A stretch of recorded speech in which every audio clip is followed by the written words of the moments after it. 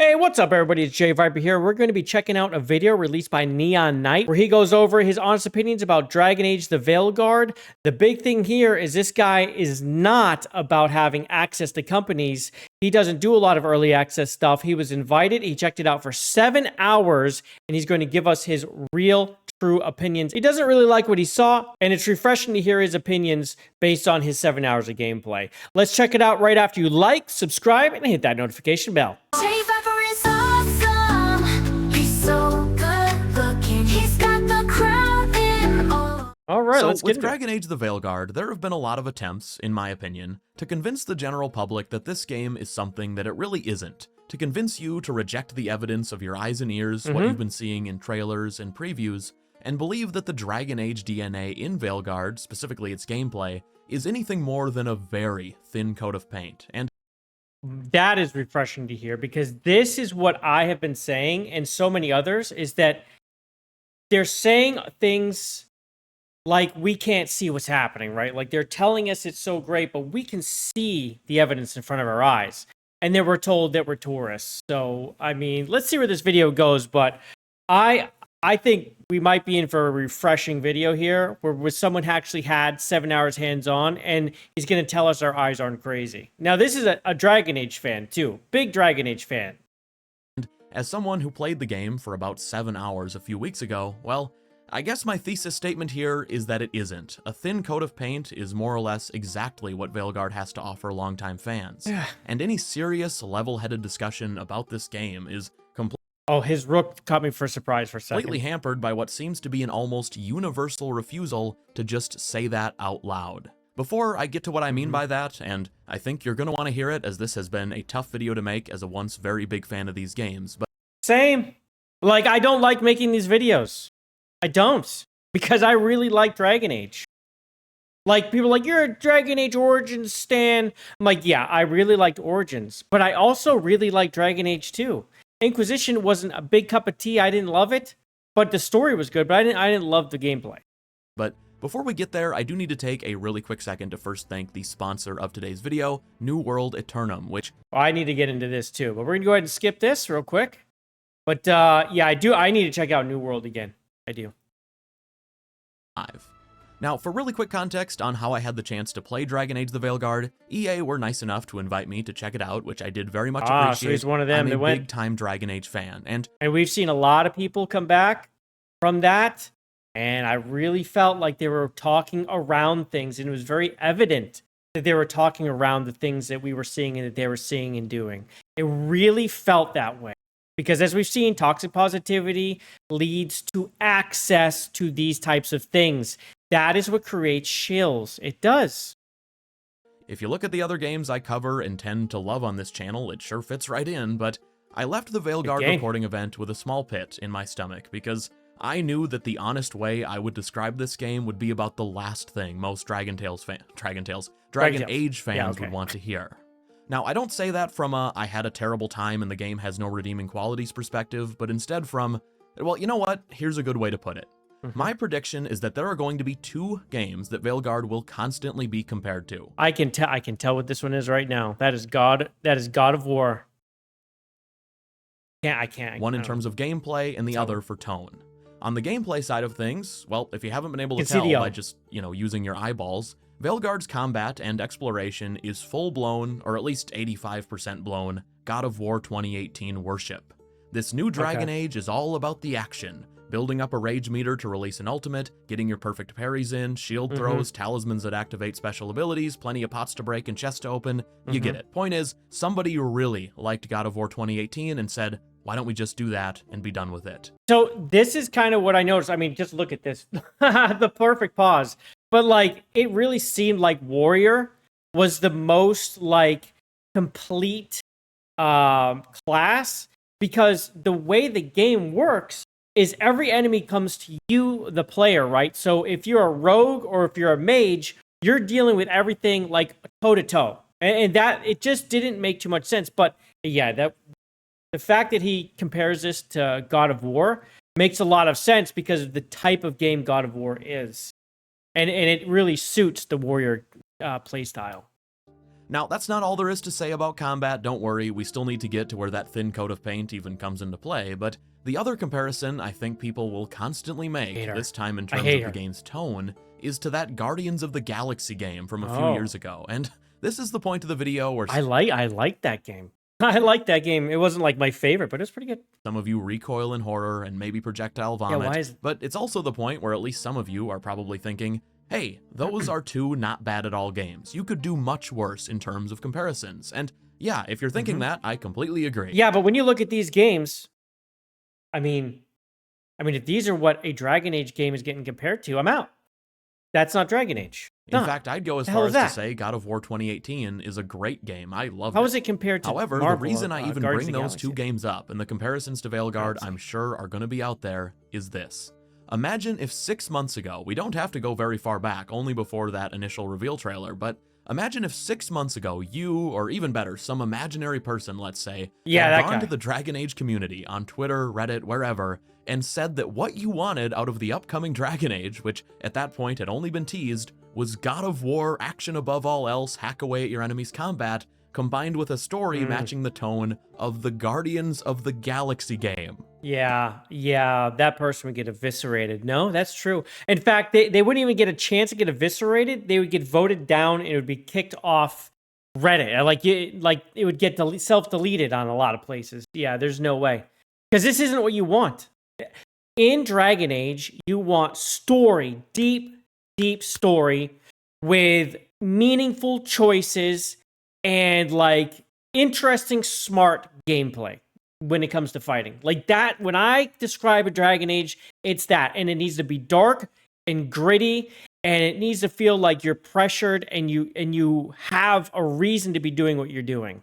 Now, I don't care what kind of Dragon Age fan you are, whether you're an Origins-only type of person, or you started with Inquisition, or maybe you're like me and find things to enjoy in all three games, whatever the case may be, there is no denying that the Dragon Age fanbase of just 6 months ago would have torn that imaginary person apart for merely suggesting such a thing. Yet ultimately, that's the type of game BioWare have made here. And that's why I left my play session with Veilguard having that pit in my stomach. Not because what I played was the worst thing ever, or because... And again, when you're watching this, just watch the enemy animation. Like, nothing happens with urgency from anything. It's just letting you hit them, or slow. It didn't have redeeming qualities. I mean, I could have said Veilguard is like the story of Gollum combined with the gameplay of... well, just Gollum again, but I didn't. Gollum. No, I felt the way I did because I knew that what I had just played for 7 hours was far from what most Dragon Age fans had been asking for, and I think BioWare have put themselves in a, let's say, an interesting spot here, because the game they've made is absolutely going to put the existing Dragon Age fanbase through a pretty fine strainer. And I'm going to try to not get mad at the gameplay right now, because I've reviewed it enough, but it's very hard watching it and not getting angry. We're going to listen to what he has to say. The question is, what percentage of the fan base is coming out the other side of that still wanting to buy Veilguard? They've tried to make a very palatable game here that could appeal to everyone instead of, directly targeting their own fan base and hopefully breaking out from there. The ideal approach, in my opinion. But yeah, and actually that's proven to work, because with every delivery of Dragon Age, they have increased sales. Like the first one was like 1 million, and they did more with the second. But Inquisition was 12 million. Like it had been 7 years. People were ready for it. The Dragon Age fans were ready. Your choices mattered. You get to see the third iteration with all those choices funneling into that game. It was just like, wow, I'm continuing my story. People wanted it. And then people were introduced to it. Like, it had become very popular in that time off, because the second one released so soon to the first that I don't think it really had time to like build a following outside of like the Origins people who bought it. But by the time Inquisition released, it had a fan base of people who had gone back and played the games. That said, this is the type of game where once it's out, the people who end up enjoying it for what it is, and that's a phrase I want to return to in a minute, for what it is, those players are absolutely going to end up saying things like, hey, it's a good game, it's just not a good Dragon Age game. And that's not acceptable. That is unacceptable, right? I don't care. This is a Dragon Age game. It's the 4th one. If it's not a Dragon Age game, well, then it's not Dragon Age. I mean, I can see the And I don't comments want it. already. I'm sure you can too. And I Yep, bet I've seen before it. I even finished that sentence, you knew where it was going. Oh, I've seen that, and I've seen, oh, I'm actually a tourist. Yeah, I'm a tourist. That's what I am, a tourist of the game. I don't actually know anything about them. I'm just a tourist. That's why I'm angry the game is so different. And to all the people out there who like to call people like me a tourist, meanwhile, we've been ingrained into Dragon Age since Origins, right?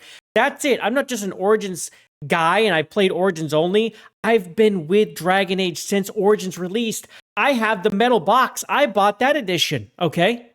That's where I come from. And I've been in Dragon Age. And what I see here and what I've been seeing pisses me off. This is not Dragon. It's not Dragon Age.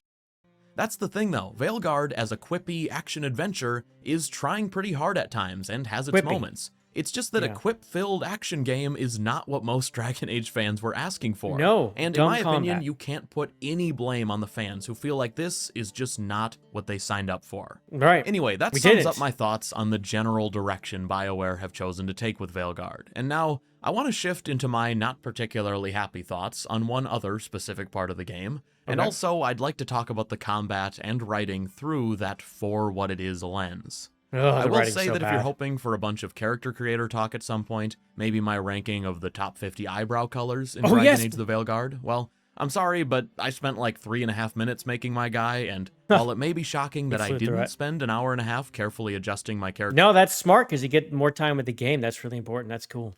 Bulge size, I had good reason for it. I rushed a bit through the visual side of character creation because I wanted. Past adventures, the Inquisition default. Okay.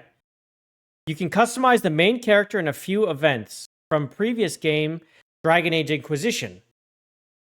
Okay, this will have some minor effects on the story, but can be skipped if you wish to move on. Wait, minor effects and only Inquisition?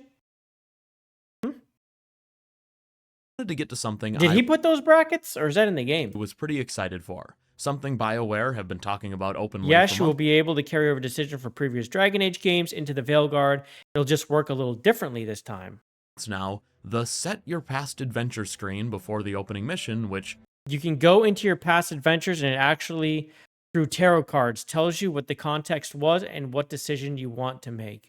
Apparently would let you import your choices from previous games. Yes, you used to be able to do it. If you're a Dragon Age fan, you know that has always been something that set the Dragon Age games apart. And lots of respect for your Thetis and your choices from game to game. And, well, what I'll say here is that I was incredibly disappointed when I found out that Veilguard allows you to import a grand total of, wait for it, 0 choices from Origins, 0 choices from Dragon Age 2. Whoa, 0 and 0? None? None. But there's people on the throne. Like, you make some major world decisions. Just 3 from Inquisition. No way. 0 choices from Dragon Age 2, and just 3 from Inquisition. This is terrible. Only 3. So only 3 choices out of all 3 games, and it's only the last game? Only Inquisition? That is pathetic. How can anyone be okay with this? I don't care. If you're a Dragon Age fan, this should bother you. If you're a Dragon Age stan, this should bother you. If you're a tourist, then you don't care and you just want any game. You're just looking for the next BioWare game. Be honest, though. Which one are you? The game that Veilguard is a direct sequel to. Uh-huh. If you want to know which 3 specifically, if you don't, skip forward like 15 seconds. No, I want to know. The only things you can set are who your Inquisitor romanced, and then the 2 choices from the very end of the Trespasser DLC. Wait, what? Whoa, so from the DLC? Wait. So you get 1 decision. 1 from Inquisition. And 2 from DLC, and only the Trespasser DLC? Whether the Inquisition was disbanded, and whether you vowed to stop Solus. So That's really, it. story-wise, all that matters are the last 5 minutes of Inquisition's DLC, and everything else across the trilogy that had choices, Veilguard will just have to avoid mentioning, because, as they told us at the event, in cases where they don't know what we did, they just avoided those subjects. Oh my God! So all those decisions that you've made in the past, your playthroughs, are insignificant so much. And again, this comes back to the writing. They were so lazy when they made this game that they went around your decisions, these important decisions you've been making through 3 entire games. I mean, what is that? Like 240 hours worth of games or whatever? It doesn't matter except for who you romanced out of the actual base games. What? This is laziness. This is because they didn't have the time, didn't want to do it, didn't want to think about it, and they just wanted to write their own damn story. And that's it. This developer team blows. Or reference them This is vaguely, not so Dragon Age. Nothing was directly contradicted or too confusing to newcomers. And, Good lord. you know, BioWare are doing this very strange thing with Veilguard, where on one hand, it's a direct sequel with a bunch of returning characters in prominent roles, yet on the other, it's a borderline soft reboot, trying to minimize every direct tie to the past. It's soft core Dragon Age. No one boots up the internet and goes to UP Popcorn to look up softcore popcorn. You know what I mean? Why would you want softcore Dragon Age? In an attempt to, I guess, avoid scaring off non-Dragon Age That's fans. so stupid. And to me, this whole past choices situation is yet another example of Veilguard taking something that once made Dragon Age really stand out from the crowd. It's the mortal sin. This is a mortal sin in Dragon Age. A mortal sin to not carry over your decisions. It's a mortal sin, period. You can't not do it. You have to. And if you don't do it, you're lazy, loser, and it's not Dragon Age. Crowd and reducing it to a shell of itself, which is a shame. That is I mean, pathetic, say what you not a will shame, about pathetic. Dragon Age 2, for example, but that game was notoriously rushed. BioWare had to throw it together in like a year, yet But guess a lot of what? decisions It still carried- managed to account for almost 20 choices from the game that preceded it, while still telling its own story.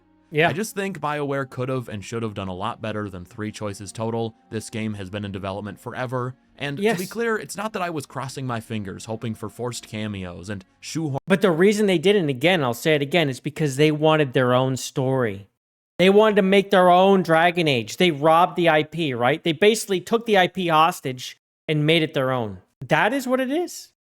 Callbacks where Veilguard winks at me just for the sake of invoking nostalgia, but the appearances of certain returning characters are going to feel pretty hollow now, knowing that they don't know their own past, and knowing that Veilguard is going to have to awkwardly dance around certain subjects because of it. Oh, also, before we get to the for what it is conversation, You see that real quick? How they knocked him off the ledge? I noticed that a lot of the game is around ledges, so you can just knock people off ledges. I've noticed this with a lot of gameplay. They will just knocking people off ledges. They give you ledges everywhere and holes because it's a cheap way to get rid of enemies. I've noticed that all over the place. I'm now realizing that I've yet to comment on the whole art style thing, but honestly, there's a really good reason for that, because what else is there to say? Game's too cartoonish, colorful, Everyone's and cheerful. talked about it already, and if you know my channel, The you know Pixar I'm not enemies. the type to turn a 2-sentence topic into a 10-minute video. So, Yike. in short, yes, the game looks cartoony. The less that's said about the Canary, the better. And sure, all the main characters have massive heads for some reason, like someone's. Yeah, this is the size of the heads. This is the bothersome part when you look at it. This is their normal head in the game, and this is what they should look like if they had normal size heads. Look how normal they look now. Look how normal they look. They blew their heads up like a freaking pop cap. Little too much time admiring their Funko Pop collection before designing them. There's no doubt that art direction is super important, but this specific dead horse has been beaten into a fine paste, and there's just nothing new for me to add to the conversation. God, they look so stupid. What I'd actually like to quickly talk about, though, is, well, if you're willing to jump through approximately 37 hoops for Dragon Age the Veilguard, how is it as a fairly lighthearted, very linear feeling action-adventure soft reboot, which, hey, if you're physically recoiling at that description for a Dragon Age game, again, I get it. And I also understand if your interest in Veilguard died at Hoop 4 or Hoop 9 or Hoop 27, but hey, I don't have any skin in this game. If you can't tell at this point that I'm being completely blunt and honest in this video as a longtime fan of these games. It's so stupid. Well, I don't know what to tell you. I just want this to be a useful impressions video. It looks where like no words trash. are missed, and you can really walk away feeling like you got the full picture. And in saying that, I think it's interesting, for the sake of conversation, to knock him off the edge? Okay, taking the premise of Veilguard being a kind of whimsical action game, is it at least a good kind of whimsical action game? I mean, I like some action games, and I don't hate lighthearted things as a concept. I mean, that's not really something I wanted for Veilguard, but that's the point. For what it is, how is it? The answer is, well, obviously through that lens, parts of Veilguard are way easier to look at in a positive light. Some things like... But okay, that might be true. Like, if you just want a game, I just want a game, maybe it's okay, but it's not going to be that great. And on top of that, the writing is atrocious. The romancing is awkward. Nothing is good. Every bit of like talking in this game that I've seen is absolutely horrendous. It's like it was made for teenagers. And it shouldn't be. Certain enemy designs are awful, whether you're comparing them to previous games or not, but there were parts of Veilguard that I did like. First and foremost, and honestly, this is first by a huge margin, I really enjoyed the starting companions you meet right at the beginning of the game. I haven't loved Nev, but I think the parts I've seen of her haven't been great. But she seems to be like the most interesting new or really like focused on character. The Scout, I do not like this version of Scout Harding, and Averic is always awesome. Harding returns from Inquisition. I liked her there, also liked her in Veilguard, maybe even more, although I am assuming at some point they're going to introduce a plotline where she gets kicked in the head by a horse or something and just, forgets about what happened in the last game, so it can't ever be referenced. Sorry, I'll let it go now. This is supposed to be That's a good point. That's a really good point, because so much did happen with her in Inquisition that if you're walking around those decisions you made with her, well, yeah. How do you cut it out? How do you not reference it? For what it is section. I also liked Nev. I'd describe her as BioWare's attempt at a Yennefer type. She's a very cynical sorceress. Yeah, and it doesn't suit her. Her cynical behavior, like, don't match her mannerisms. Which is, I think, what rubs me the wrong way with her. And her armor looks absolutely so stupid. Not sorceress, mage. That's very to the point, down to business when there's work to do. But in other parts, like, she's actually probably the most attractive, most likable female in the game. Certainly not Balara, who I hope there's a storyline in the game where you can throw her off a cliff instead of the Darkspawn.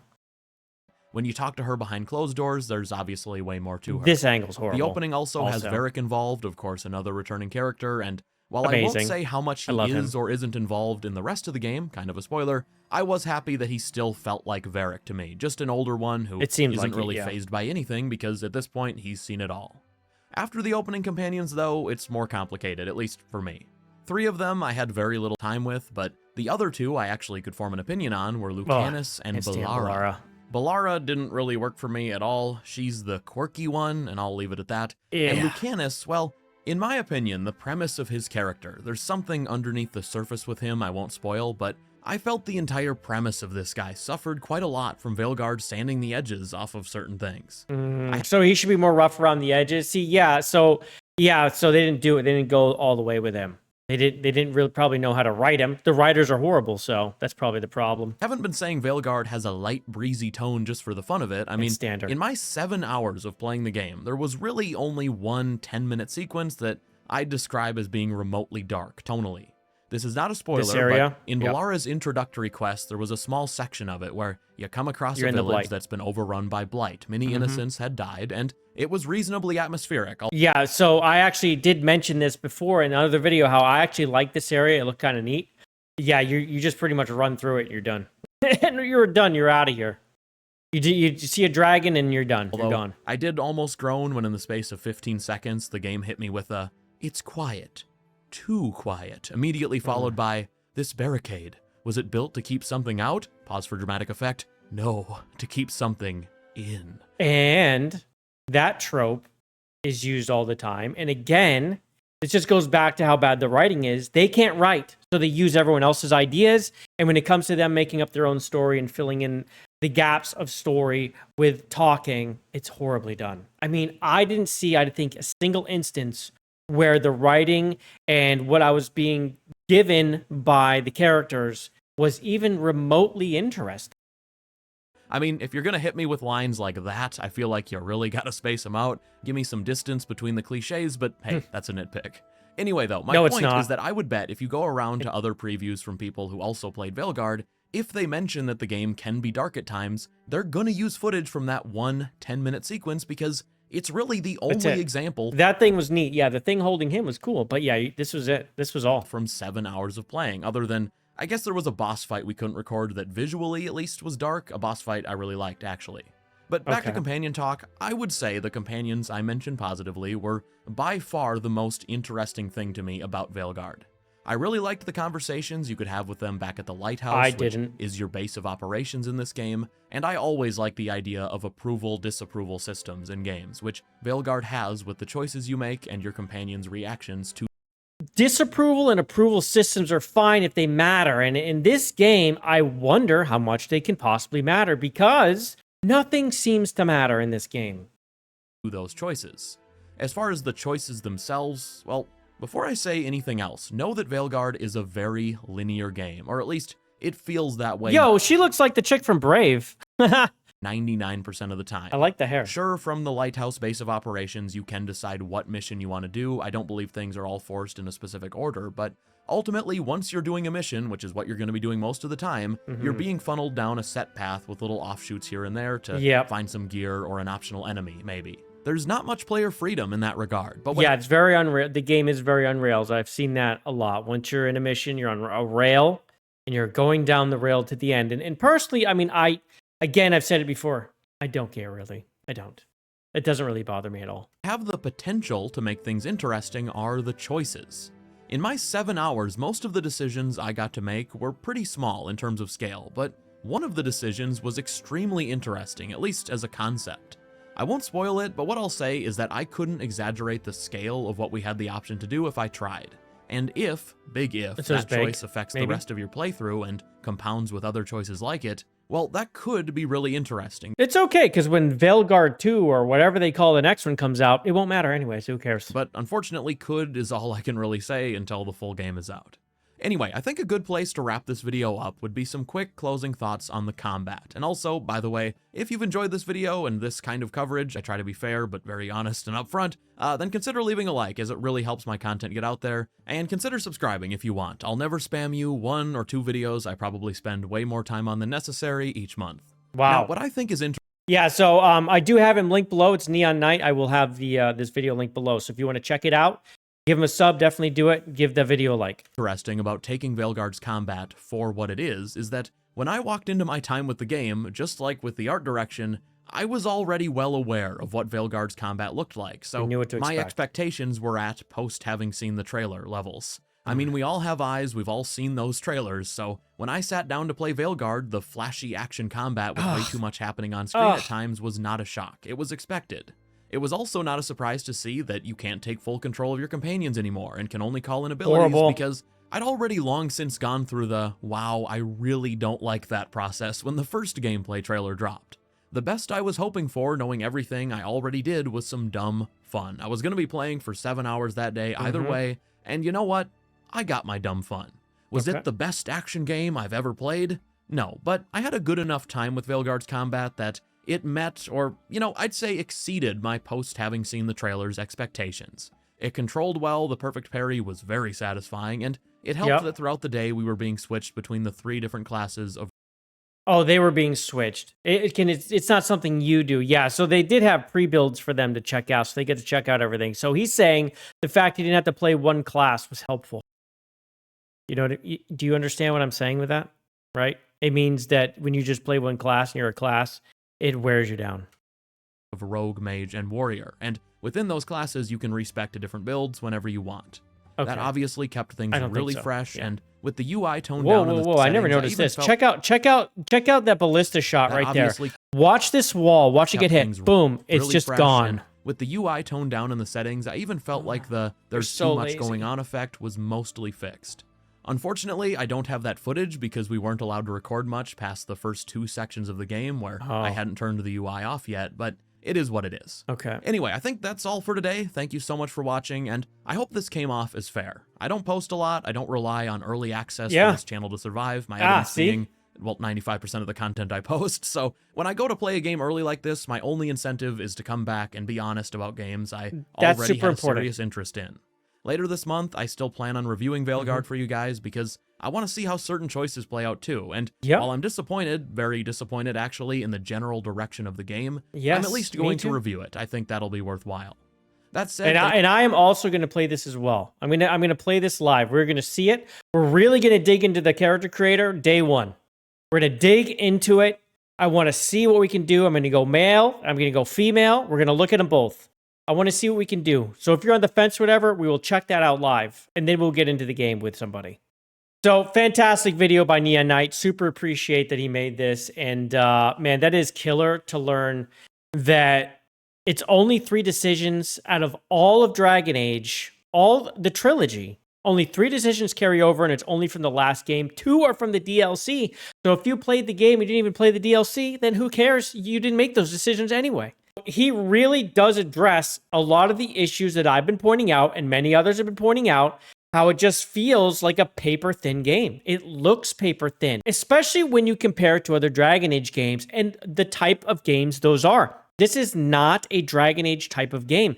And the fact that your decisions don't carry over, I mean, that again, it's a mortal sin. But on top of that, there's not smart gameplay. The writing is bad. The characters are mostly uninteresting except for the carryovers. What about this game is so attractive to the people who constantly defend it? It's just the name Dragon Age, because the game itself looks bland and boring. I don't mind some of the decisions that were made in this game, like the fact that it's more linear. But when you look at a character creator and see how they took so many shortcuts and they added just basically virtue signaling into it, and they didn't actually put any real work into the character creator, because they didn't put work into that character creator. They did not. That thing is pathetic for an RPG in 2024. And then on top of that, the writing is just so atrocious in this game. And it doesn't give me any hope that the end result for Dragon Age: The Veilguard will be worthwhile at all. It doesn't. Let me know what you thought about this video in the comments below. Huge shout out to Neon Knight for making this video and actually giving us his honest thoughts on it. It's refreshing to hear, and I super appreciate it. But don't forget to drop a like on this video, subscribe to the channel, and hit that notification bell so I can see you on the next one. Love you, man, and peace. Bye, everybody. He's owning every game.